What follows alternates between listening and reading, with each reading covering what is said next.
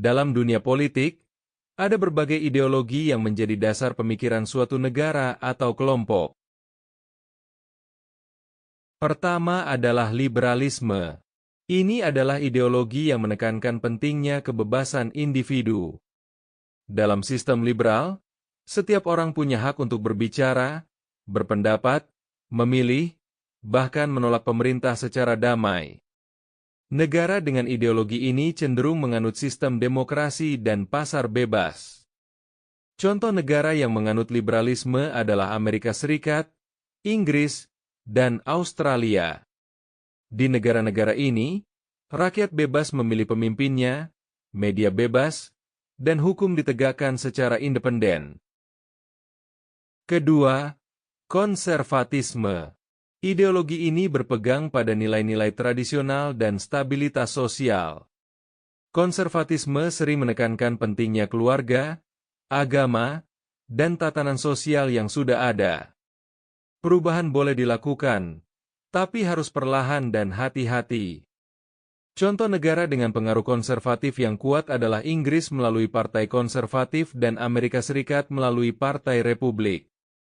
Dalam prakteknya, negara konservatif sering mempertahankan struktur sosial dan budaya lama, serta menolak perubahan radikal. Ketiga, fasisme. Ini adalah ideologi yang sangat otoriter dan nasionalis. Dalam sistem fasis, negara dianggap lebih penting dari individu. Pemerintah mengendalikan seluruh aspek kehidupan dan tidak memberi ruang bagi oposisi. Contoh paling terkenal dari negara fasis adalah Jerman Nazi di bawah Adolf Hitler dan Italia di bawah Benito Mussolini. Ideologi ini sangat menolak demokrasi dan seringkali disertai kekerasan serta penindasan. Keempat, ada anarkisme. Berbeda dari ideologi lainnya, anarkisme menolak semua bentuk pemerintahan.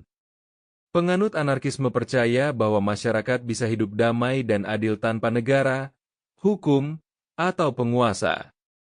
Meskipun jarang ada negara yang menganut ideologi ini secara resmi, ide anarkisme pernah populer di kalangan aktivis dan revolusioner, terutama di Spanyol pada masa Perang Saudara tahun 1936.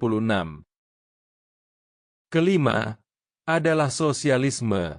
Ideologi ini menekankan pemerataan ekonomi dan peran negara dalam menjamin kesejahteraan rakyat. Negara menyediakan layanan kesehatan, pendidikan, dan jaminan sosial yang merata. Contoh negara sosialis moderat adalah Swedia, Norwegia, dan Denmark, yang memiliki sistem kesejahteraan yang kuat. Keenam, komunisme.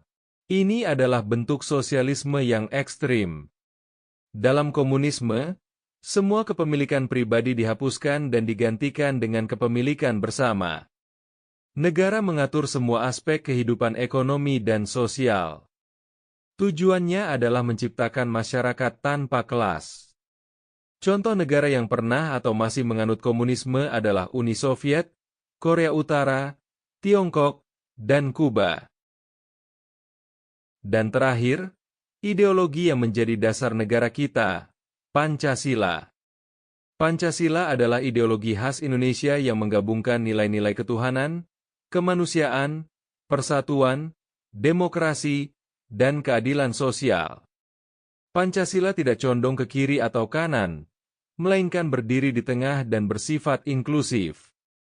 Ia menghargai keberagaman budaya, agama, dan suku di Indonesia. Pancasila menjaga keseimbangan antara hak individu dan kepentingan bersama, antara kebebasan dan tanggung jawab. Inilah yang menjadikan Indonesia unik dibandingkan negara lain. Dengan memahami berbagai ideologi politik, kita bisa melihat bagaimana setiap negara membentuk sistem pemerintahannya sesuai dengan nilai, sejarah, dan kebutuhan masyarakatnya.